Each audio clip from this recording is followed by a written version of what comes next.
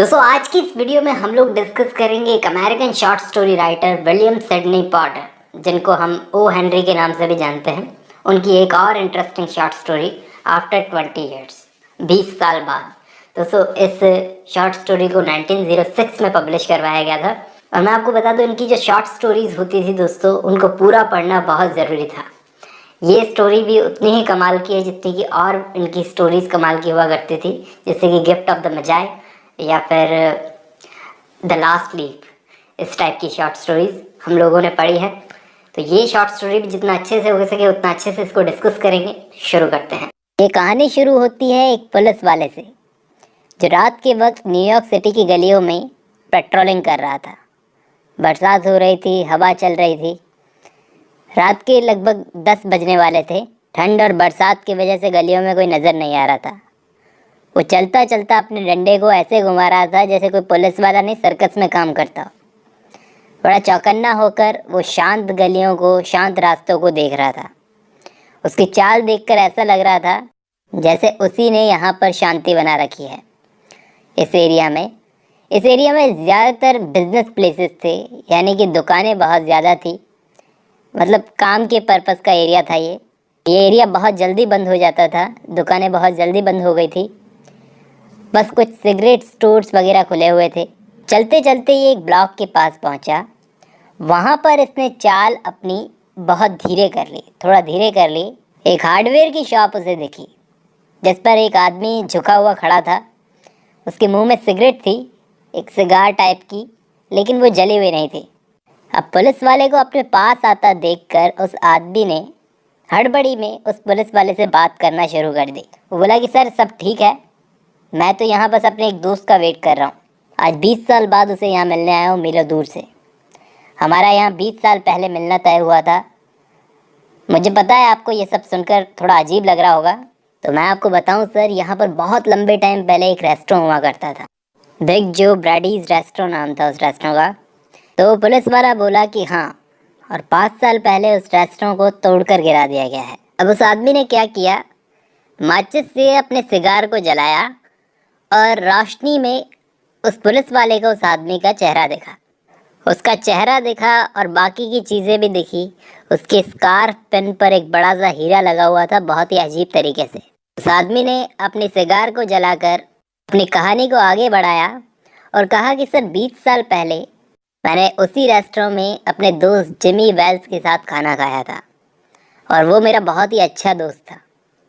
हम दोनों इस न्यूयॉर्क सिटी में 2 भाइयों की तरह बड़े हुए थे। वो मुझसे 2 साल बड़ा था। उस वक्त वो 20 साल का था, मैं 18 साल का था। मुझे न्यूयॉर्क से बाहर जाना था पैसा कमाने के लिए, वेस्ट की तरफ, पश्चिम की तरफ। लेकिन वो न्यूयॉर्क में ही रहना चाहता था। वो समझता था कि न्यूयॉर्क से बाहर कुछ नहीं है, उसे न्यूयॉर्क से बाहर कुछ नहीं दिखता था। मैं तो न्यूयॉर्क से बाहर चला गया, वो यहीं पर रह गया। हम दोनों के रास्ते अलग अलग हो गए, लेकिन उसी दिन हम दोनों ने एक दूसरे से प्रॉमिस किया कि हम दोनों आज ही की डेट पर 20 साल बाद यहीं पर आकर मिलेंगे। चाहे उस वक्त हमारी कंडीशन जो भी हो, कितनी भी दूर से हमें आना पड़े, हम यहीं पर मिलेंगे। तो उम्मीद तो है कि उसने भी अच्छा खासा पैसा बना लिया होगा, मतलब अपनी किस्मत बनाकर यहाँ पर मुझसे मिलने आएगा।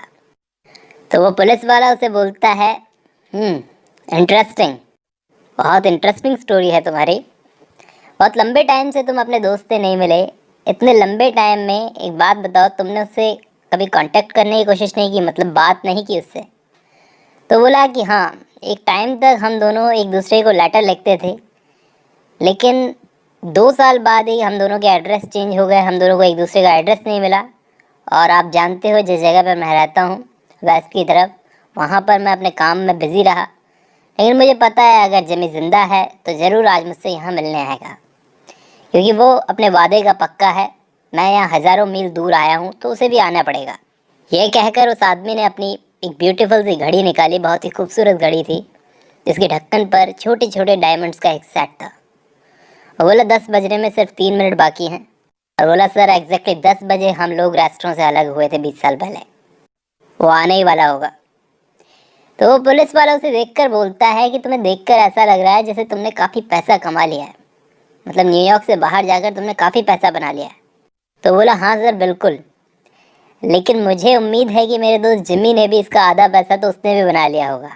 मतलब जितना मैंने कमाया उसका आधा तो उसने भी कमा लिया होगा, क्योंकि वो बहुत ही हार्ड वर्किंग आदमी है। ये उसकी कमी भी कह लो, खासियत भी कह लो, बहुत ही हार्ड वर्किंग आदमी है। जहाँ तक मेरी बात है तो मुझे बहुत ही क्लेवर लोगों से डील करना पड़ता है, मेरा काम ही कुछ ऐसा है। सर मैं आपको बताऊं कि न्यूयॉर्क सिटी के लोगों की सबसे बड़ी कमी यह है कि वो लोग जिस काम में लगे रहते हैं उसी काम में लगे रहते हैं।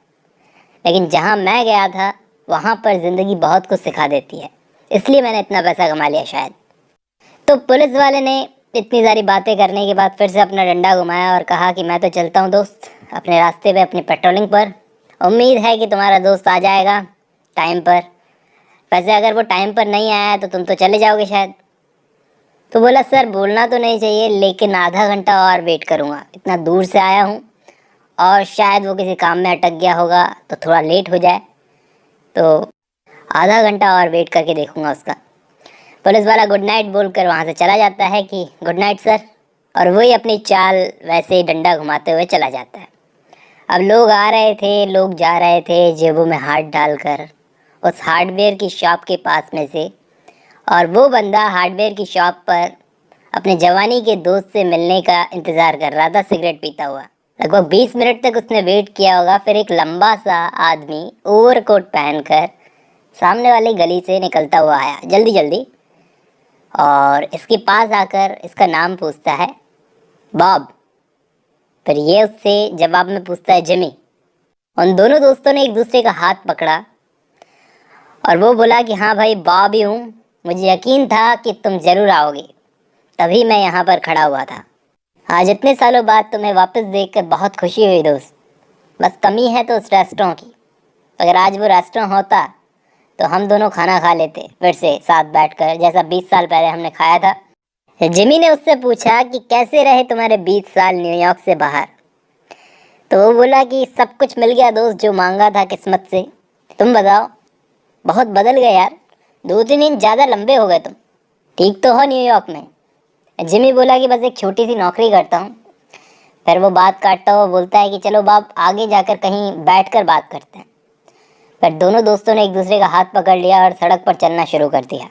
दोनों दोस्तों में बॉब ने काफ़ी पैसा कमा लिया था। रास्ते में चलते चलते वो डींगे हाँक रहा था अपने पैसे के। जिमी बड़ा इंटरेस्ट लेकर उसको सुन रहा था ओवरकोट में छुपा हुआ। अब चलते चलते दवाई की एक दुकान आई, बहुत चमकती हुई, बहुत लाइटें थी उस पर। तो उस लाइट में इन दोनों ने एक दूसरे के फेस को देखा। बॉब अचानक से रुका और उसने अपना हाथ पीछे खींच लिया। बोला मुझे लग रहा है कि तुम जिमी नहीं हो। कौन हो तुम? 20 साल एक लंबा टाइम होता है, लेकिन इंसान की नाक की शेप नहीं बदलती। बताओ कौन हो तुम? वो आदमी बोला मिस्टर बॉब आप 10 मिनट से अरेस्ट हो। शिकागो जहाँ से आप आए हो वहाँ से हमें एक टेलीग्राम आया था कि शायद न्यूयॉर्क सिटी में आप आए हो, तो 10 मिनट से आप अरेस्ट हो। अब आप बहुत धीरे धीरे चल रहे हो, बहुत समझदारी वाली बात है। अब वो आगे बोलता है कि अब पुलिस स्टेशन चलते हैं मिस्टर बॉब, लेकिन इससे पहले एक लेटर आपके लिए, छोटा सा लेटर है। वो बोलता है मेरे लिए? बोला हाँ आपके लिए, आपके दोस्त जिमी ने भेजा है। अब बॉब ने लेटर खोला, उस लेटर को कांपते हुए हाथों से पढ़ना शुरू किया। उस लेटर में लिखा हुआ था कि बॉब मेरे दोस्त, मैं तुमसे टाइम पर मिलने आ गया था, बल्कि टाइम से पहले ही आ गया था, लेकिन जैसे ही तुमने अपनी सिगरेट जलाने के लिए माचिस जलाई तो उस माचिस की रोशनी में मुझे तुम्हारा चेहरा दिख गया। तुमको पूरे शिकागो में ढूंढा जा रहा है। मैं तुम्हें खुद अरेस्ट नहीं करना चाहता था क्योंकि तुम मेरे 20 साल पुराने दोस्त थे, इसलिए मैंने वहाँ से निकलते ही एक सादे कपड़े वाले पुलिस ऑफिसर को ढूंढा और तुम्हें अरेस्ट करने के लिए भेजा। तुम्हारा दोस्त जिमी।